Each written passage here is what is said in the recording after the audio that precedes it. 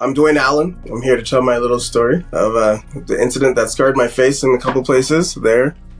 So from my eye to my lip and from just along my jawline there. It was an ex-girlfriend. I was living with her at the time in another province. She had some substance abuse issues and she was pretty promiscuous, so I stopped sleeping with her for a long time. I wasn't really so mad at her because I knew it was mostly like substance issues, and she had kids as well. So it's like we wanted to protect, like make sure the kids were good and everything. So like I stayed there, and then one day I came home from work and she had some guy over, and I guess I don't know who was jealous or she thought I was gonna be mad or something. I didn't care, but as long as the kids weren't there. I had a drink, and then I guess I'm not sure. After I had that one drink, I think they me personally, because after that drink I was just like I couldn't really stand up. I went and sat at the kitchen table, and then I ended up waking up with my face just cut open.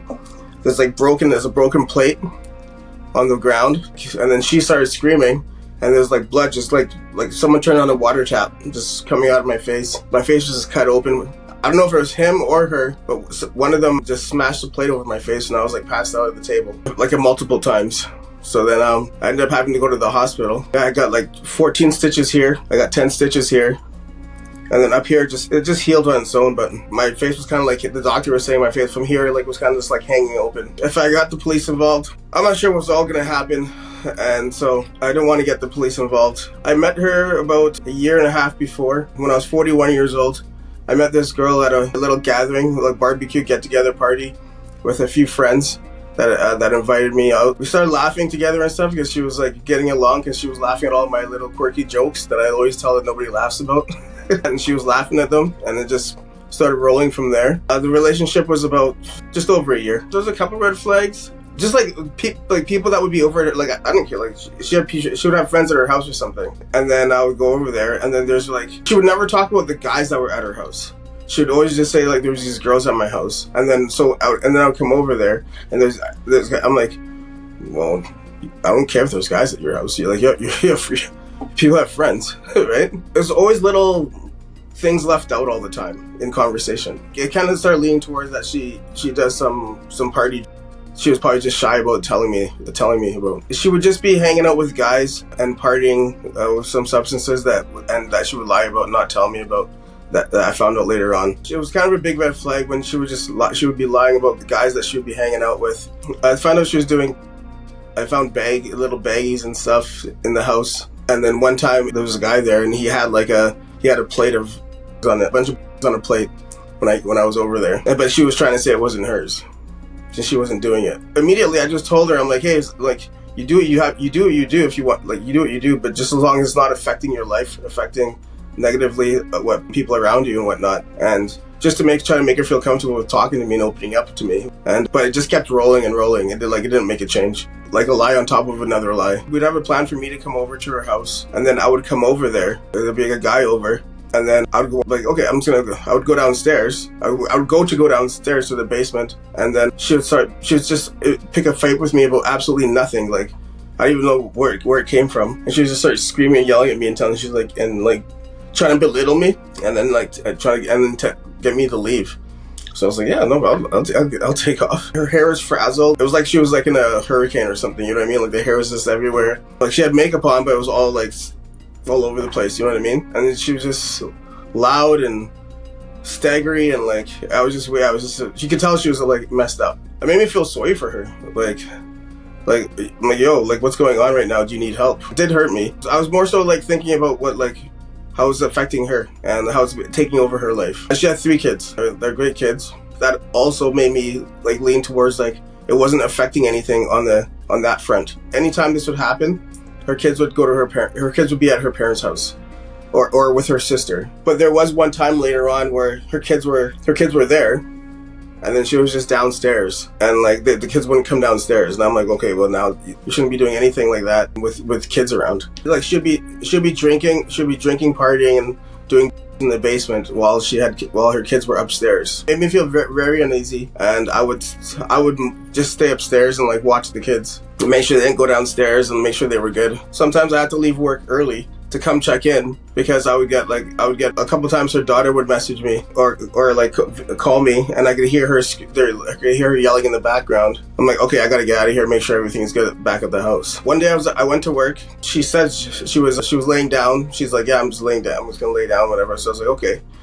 And then while I was at work, her daughter called me and had me on video call. Then I could hear her. I could hear the music in the background, which is not a big deal, music playing, but it was kind of late. And I could hear a couple people over there. And then I'm like, what's going on? She's like, Mom's just hanging out with some friends. So I was like, okay. And then I could hear her screaming, and then I heard her screaming from the basement, swearing like, who the F is on the phone, this and that.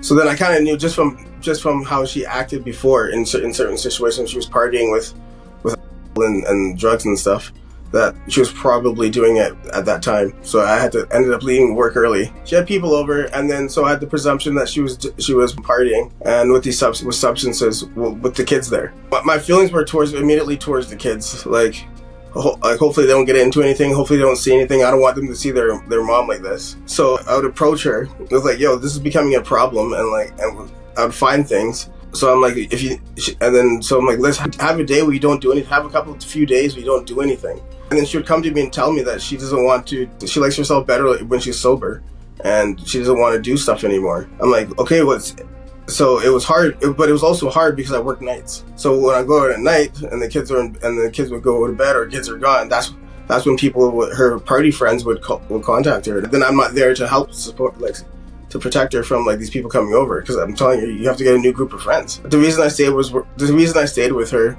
was to help her get out of that type of lifestyle and situation. One day we went to the park. All the kids, her kids and I went to the park and we're playing in the park. I was playing with her kids and everything, and we barbecued. I had one or two of my friends at the house, and then later that evening when we were cleaning up, she's like, I really had fun today. This was good. She's like, I want to live like this more, every day. She's like, I feel better with this, doing this type of stuff than having partying with those other people and taking and stuff. She was asking me to help her kind of stay away from that type of life. I absolutely agreed. I'm like, yeah, I have no problem. So we could lay out a plan.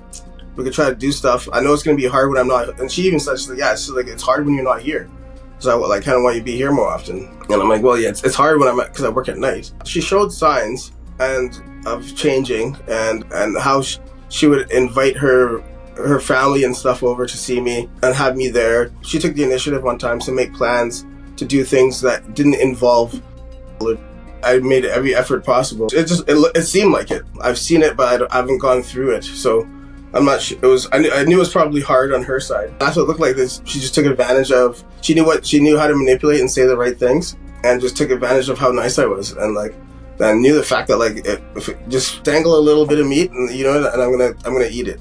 You know what I mean? So I would always be there and just use that, and just use me basically for whatever reasons, money or whatnot, or I think it's a life lesson. I take it more of a life lesson, and just to learn from it, and just to see the signs and communicate for future relationships and whatnot, and romantic or just friendships and whatnot, just to see the signs of addiction or whatever, or positive things, and use that as a tool to make myself better or make other people better. I believe I was at work and I came home. It was later on at night. It was probably maybe about 2 or 3 in the morning. This was about eight months into the relationship. I came maybe about 2 o'clock in the morning, 3 o'clock in the morning, and this guy was over with her sister. You could tell he was trying to puff out his chest and whatever, but I wasn't intimidated. I didn't care who he was. And then everyone's talking, but I was kind of keeping to myself. And then she asked me if I wanted something to drink, so I was like, yeah, sure, I'll get something to drink. Yeah, so I had something to drink, and then after halfway through the drink, I started feeling woozy and not feeling my stomach was feeling weird, and my head was kind of feeling weird and woozy. So I was like, whoa, so I'm gonna go sit down. I went upstairs and sat down at the kitchen table, and then that's kind of the last thing I remember until I just woke up. And then I woke up to my face profusely gushing blood, and there's a plate. I can't remember. I remember kind of hearing a shatter of something. I felt woozy, so I went upstairs, and then I sat down at the kitchen table, and then as I'm waking up, I was coming to. I was passing out, and then as I was waking up and coming to, I see I kind of hear like a crash of something, and then when I open my eyes, I kind of see like a plate, like a small saucer plate, shattered on the kitchen floor, and it was like drops of red all over it. Shortly after I came to it, I realized it was blood, and then I look up, and then my ex-girlfriend was standing there. And then she's like screaming. She's like, "Oh my God, are you okay?" I'm like, "What?" She's like, "Your face." I'm like, "Well, what's wrong with my face?" And she's like, "Are you fine?" I'm like, "Yeah, I'm fine." And she's like, "You're bleeding." And when I look down, I can see like the stream of blood just like coming out of my face. I went to the bathroom, looked in the mirror, and then that's when I saw like the gash from like my eye to my lip. I didn't see the one on the side yet, but I see the gash. Yeah, the gash from my eye to my lip. And yeah, if I go back a little bit, as I was coming to, I heard the guy talking to my ex-girlfriend's sister to like, "Hey, let's get out of here, let's leave." And then the stuff coming after that. I called an Uber. I put my shirt over my face and I called an Uber, and the Uber took me to the hospital, and then from there I got the stitches and everything. When I came to and opened my eyes, it looked like droplets of blood all over the shattered plate. The plate was shattered into like 20 pieces. So I'm not sure exactly what happened, because I was out and I was coming to, and there's blood so it turned out to be my blood, but there's blood all over it. And the kitchen floor. And then, but I didn't really realize it until I looked down, and then I could see the stream of blood coming off my face. It was shockingly no pain. I had zero pain. And I don't know if it was shock or whatnot, but yeah, because I just came to, and I was a little woozy. I was a little woozy for about 5 minutes or so, 5-10 minutes, just not knowing what happened from me, like passing out of the kitchen table to this. And then just trying to get my head straight. And then, yeah, but I was calm. I was just calm, and not until I looked in the mirror in the bathroom and saw my face is where I realized like how bad it was. I just put my shirt over my face and called it Uber. At the time I was trying to figure out what exactly happened, but then I started thinking back to when I was coming to, and I kind of heard the guy's voice, hey, let's get out of here. So I'm like, did he do this to me? So then when I was at the now when I'm at the hospital, I'm texting my ex-girlfriend, I'm like asking her, I'm like, did he do this? I'm like, who was all there? And then she's like, yeah, he was there, whatever. So then I was trying to ask him, like, can you ask him why he did this? She said she didn't know who did it. That was my thought. I'm like, I need to get, I need to get, now that this happened, I'm like, I need to get out of here. Like, I can't be around this. Like, who can I trust? I can't be in this environment anymore. If this is what's going to happen to me when I'm not doing anything, keeping to my business. When I got to the emergency, I showed them my face.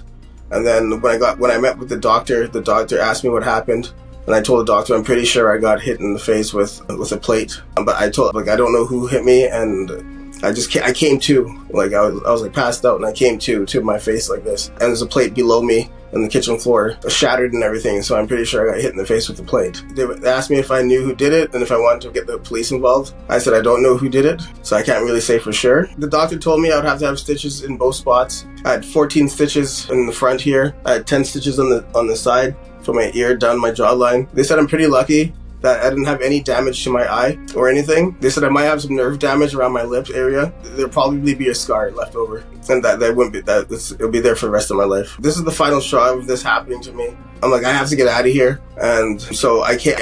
It was just briefly after I came back to Vancouver to visit my dad, as my dad was sick and everything. His health was bad. So then when that happened, and I got back and I got a little bit of a break and being in Vancouver, I decided I'm gonna move back to Vancouver, and just to get out of that whole situation, to get out of that city. So when I finally left and moved back to Vancouver, and I was away from all that toxicity, it was like a giant weight off my shoulders, and like I could actually breathe. I felt safe, basically. Like, I think about stuff back then, but I also think about like where it took me as a person, and I didn't like who I was and whatnot, and how like entrapped I felt. It might have been part of the manipulation or whatnot. It just made me, and like just to keep me there. It just made me feel a lot better being here, being back home, seeing all my old stuff, and knowing that I had like people to talk to, and having family here in Vancouver as well. I didn't like who I was, where I was always like feeling uneasy and on edge. I was never taking care of myself. I was always like having to take care of other people. It was like deteriorating myself inside. Like, who was gonna be there? What all mess was gonna be like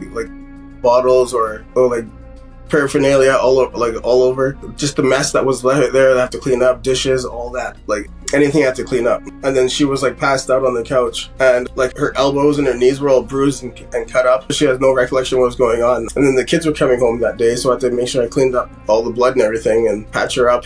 It was mostly just like stuff like that, where I would come home and there'd be like like little baggies places or stuff on plates I have to like just dump out, wash off the plate. And then I didn't want the kids to eat off those plates, so sometimes I just throw the plate in the garbage. I might miss out on my friends might have a gathering or something, and then I wouldn't be able to go because she might be under the influence, and I didn't want to leave her alone under the influence. I didn't know what was going to happen if I left, but I didn't want to tell my friends that. I would stay home and just make sure she would be okay, or like, and make sure she would like not get into anything further. I used to think about it, I guess, but now that I'm here and I'm away from that toxicity, it doesn't really come up to me until somebody like, you have a scar on your face. Most of the time people don't ask how I got the scar, and now it's gonna be there forever, like no matter what.